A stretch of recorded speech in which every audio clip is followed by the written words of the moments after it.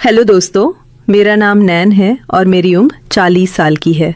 मैं एक विधवा हूँ। मेरे पति कई साल पहले देहांत हो गया है। मेरा एक जवान बेटा है जो देखने में सुंदर और तगड़ा है। एक दिन जब मैं अचानक बेटे के कमरे में गई तो मेरी आंखें फटी की फटी रह गई। उसके हाथ में 11 इंच लंबा रोड जैसा मजबूत। मैंने तभी सोच लिया कि मेरी सारी कमियां ये ही पूरा कर सकता है।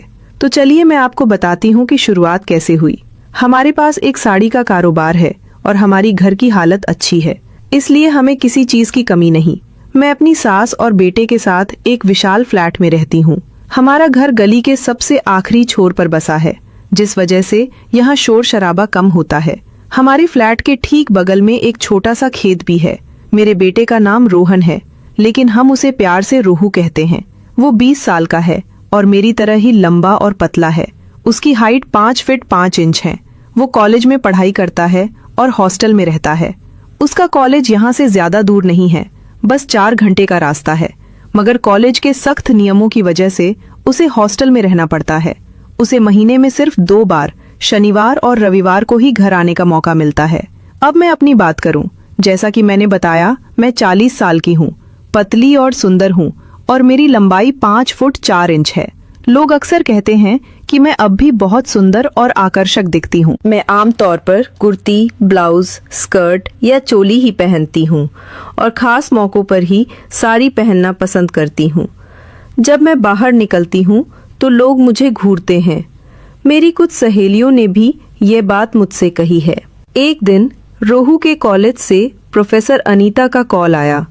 उन्होंने बताया कि मेरा बेटा बहुत समझदार और तेज है, लेकिन हाल के दिनों में वह थोड़ा बीमार और उदास सा लग रहा है। उन्होंने सलाह दी कि मैं उसे कुछ दिनों के लिए घर बुला लूं, ताकि वह थोड़ा सुकून पा सके और पढ़ाई पर फिर से ध्यान दे सके। मैंने उनकी बात मान ली और रोहू को घर ले आई। हम दोनों शिक्षित हैं, इसलिए कभी कभी अंग्रेजी में भी बातें करते हैं। रोहू के घर आने के बाद कुछ दिन ऐसे ही गुजर गए। सुबह मैं अपनी दुकान पर चली जाती और रोहू कभी कभी गली के नुक्कड़ पर अपने दोस्तों से मिलने चला जाता। मुझे पता था कि वह वहां सिगरेट पीता है, लेकिन मैंने उससे इस बारे में कुछ नहीं कहा। दोस्तों, एक शनिवार की घटना बताती हूँ। उस दिन मुझे शाम को एक महिला समारोह में जाना था और मेरी सास भी अपने भक्ति सभा के लिए बाहर गई हुई थी। घर पर मैं अकेली थी। शाम के करीब 6 बजे थे। मुझे तैयार होना था, लेकिन मेरी नीली सिल्क की साड़ी कहीं नहीं मिल रही थी। मैं उसे ढूंढते ढूंढते रूहू के कमरे में पहुंच गई। तभी रूहू ने अचानक कहा, मम्मी, मैं दोस्तों के साथ बाहर जा रहा हूँ, और तेजी से निकल गया। मैंने भी उसे हाँ में जवाब दे दिया। फिर मैं अपनी साड़ी ढूंढने लगी। तभी मेरी नज़र रूहू के बिस्तर के नीचे पड़ी और वहाँ मुझे अपनी वही नीली सिल्क की साड़ी दिखी। मैंने सोचा ये यहाँ कैसे आई, लेकिन उस वक्त मेरे पास सोचने का समय नहीं था, क्योंकि मुझे समारोह में देर हो रही थी। मैंने जल्दी से साड़ी उठाई और पहनने लगी, लेकिन जैसे ही मैंने उसे पहना मुझे कुछ गीला और चिपचिपा सा लगा। मैंने फटाफट साड़ी उतारी और देखा तो उस पर कुछ गाढ़ा सा निशान था। मैं हैरान हुई कि ये क्या है। फिर मुझे एहसास हुआ कि ये मेरे बेटे की करतूत है। मैं सोच में पड़ गई कि रोहू ऐसा क्यों कर रहा है, लेकिन उस वक्त मेरे पास वक्त नहीं था, तो मैंने वही साड़ी पहन ली और निकल गई। थोड़ी देर बाद मुझे अजीब सा मजा आने लगा। अगले दिन भी कुछ ऐसा ही हुआ। सुबह जब मैं दुकान के लिए तैयार हो रही थी, रूहू बाथरूम से जल्दी में बाहर आया और बोला, मम्मी, मैं बाहर जा रहा हूँ। मैंने हाँ कह दिया और वो चला गया। मैं कपड़े बदल रही थी, तभी मेरी नज़र बाथरूम में पड़े एक कपड़े पर गई। उसे देखकर मैं हल्के से मुस्कुराई, क्योंकि अब मुझे ये सब अच्छा लगने लगा था। फिर रविवार को मुझे अपने महिला ग्रुप के एक आयोजन में जाना था। शाम का वही थी और रोहू अपने कमरे में था। थोड़ी देर बाद वो जल्दी से बाहर आया और बोला, मम्मी, मैं जा रहा हूँ। मैंने उसे जाने दिया।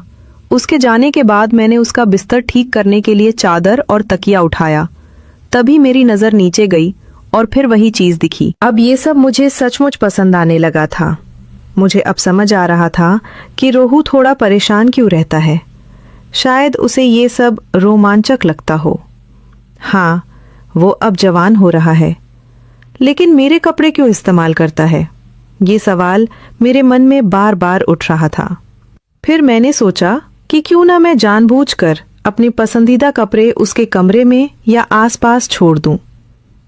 कुछ दिनों बाद एक रविवार की दोपहर को मैंने फैसला किया कि आज दुकान से जल्दी घर आ जाऊंगी, क्योंकि शाम को सास सत्संग में जाने वाली थी। मैंने दुकान की लड़कियों को कह दिया कि आज मैं जल्दी जा रही हूं और शाम को नहीं लौटूंगी, तो वे दुकान संभाल लें। शाम को मैंने कुछ नया करने का सोचा। मैं चुपके से रोहू के कमरे में गई, कपड़े बदले और कुछ कपड़े वहां जानबूझकर छोड़ दिए, ये देखने के लिए कि वो क्या करता है। फिर मैं अपने काम में व्यस्त हो गई। दोपहर में जब मैंने देखा तो रोहू अपने लैपटॉप पर कुछ देख रहा था और अपना काम कर रहा था। मुझे थोड़ा अटपटा लगा, लेकिन मैंने सोचा कि वो युवा है, क्या कर सकता है, और मैं फिर अपने काम में लग गई। अब शाम के 5 बज चुके थे। सास सत्संग के